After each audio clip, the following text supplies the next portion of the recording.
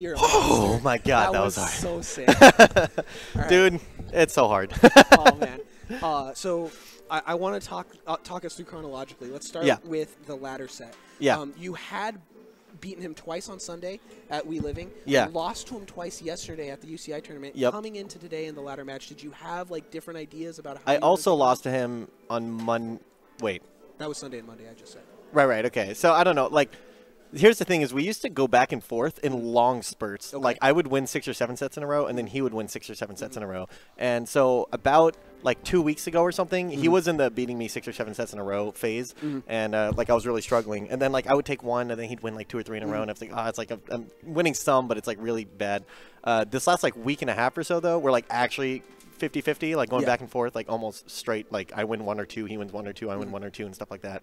So that's basically where we're at, because like he had the most recent win, I had the win before that, and now I have the win again. And even here, like he beat me in winners, and then I beat him twice in grands. So it's like we're real close right now. Yeah. So talk to me a bit about the winner set. Was there anything in particular you felt was a problem?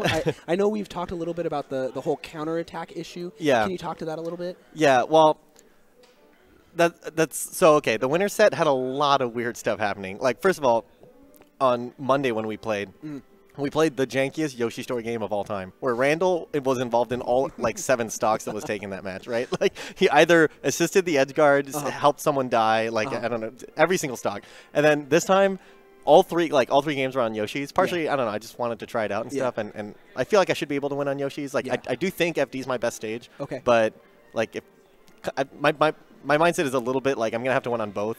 Yeah. So may as well, like, Yeah. I want to learn Yoshi's more than I want to learn FD right now, and it's sure. winners and stuff. Yeah. So I kept going back to Yoshi's, and more weird stuff kept happening. Like, I don't know. Like, we kept, like, bursting out. Like, at one point, like, I went off stage, and I, like, went for, like, an edge guard or something, like, most standard edge guard in the world. And then he just, like, recovers, poofs me or something, fares me, soft bear, and he just burst out laughing as it happened, because, like, we were talking about it beforehand. Yeah. I was just like, dude, our sets are, like, almost extremely clean play on both sides, right? Like, we're both like optimizing the matchup a lot. We're like figuring out so much stuff, and we're both almost really clean. Yeah. But we just make these mistakes, and like Yeah. I don't know. Like now I'm understanding what you're talking about, the counterattack thing, because like we were talking about how both of us kept getting openings off the other one winning neutral. Like that's the only way either of us were getting openings, right? It's like both of us would drop combos, and then the other one was 0 to death. Yeah. And I was like, I mean, one of us should finish a combo one time.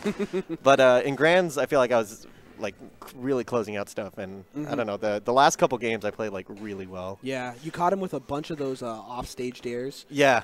Yeah, the that double seemed- dude, I've been getting those in every matchup. They're so powerful. Like everyone has to account for it. And then like there's timing mix-ups, right? Because for a while he would down throw me up. First of all, he always down throws, which I think is maybe questionable. But like even if I'm gonna DI off stage, Yeah, he he down can F-throw throws. you and Yeah, push your and foot off. other Sheik's forward throw, and I think it's harder. I'm not sure, but he down throws, and I would shine stall and then double jump down air. And sometimes he would walk up and down smash, and the shine stall allows me to wait for it, and then I double jump down air. But now the mix up is back to I can just instant double jump down air, and he's not expecting it. So that's basically what happened the very last stock. This was like, but I don't know.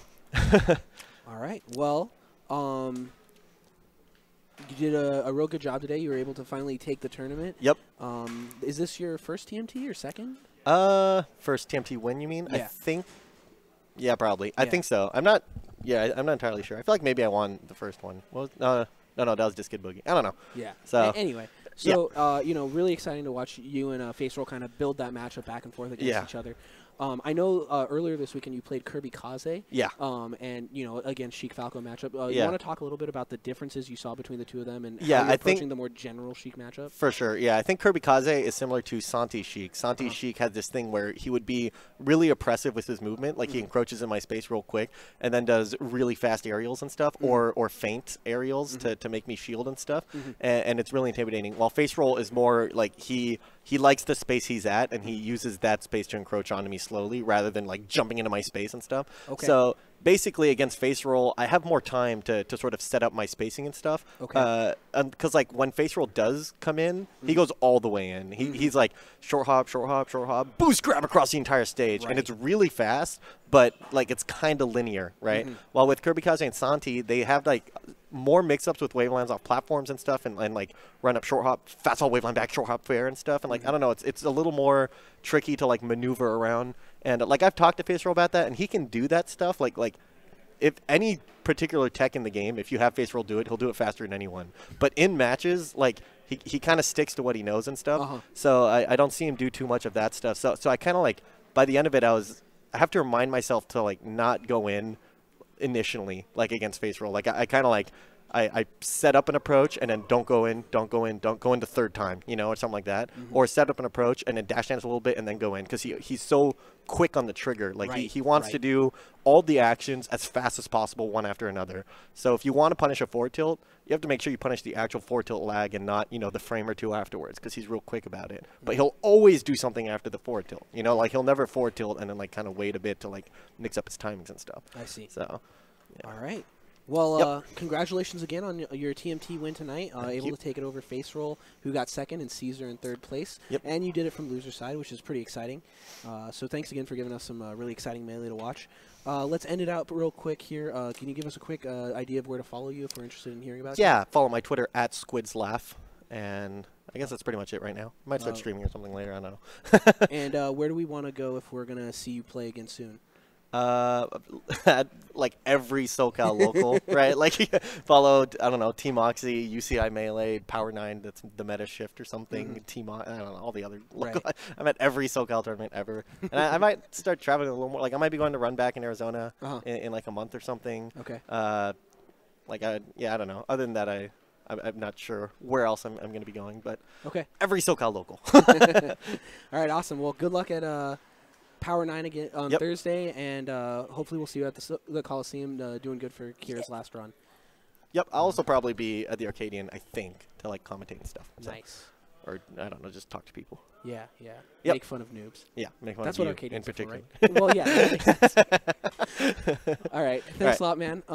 Thank you, everyone, for watching. This was TMT from Team OXY. If you guys are in the area, haven't had a chance to check it out, honestly, you have to come out. It's so awesome. You get like 14 sets. If you're a noob and you go to a tournament and you go like 1 and 2 and you're just like done, this is like the opposite of that. You just get to play over and over and over again. You get to get like rematches with the people that you're close with, which is awesome because you can kind of like try out new stuff. And it really helps you to practice your like mental fortitude and your ability to persevere through long runs, which you're going to need if you're going to go further in bracket in the future. Yeah, I also think it's just a fun format. Like everyone is just, like walking around with their phones and like, oh my god, we play, you know, and stuff, and like you feel like you have to play fast so you can get the next one and stuff. So it's like it's just a fun format, like everyone's running around. Yeah, it's really awesome. If you get the chance, definitely check it out. Yep. Sounds good. So we'll sign off. This was Raptor, and see you guys next time.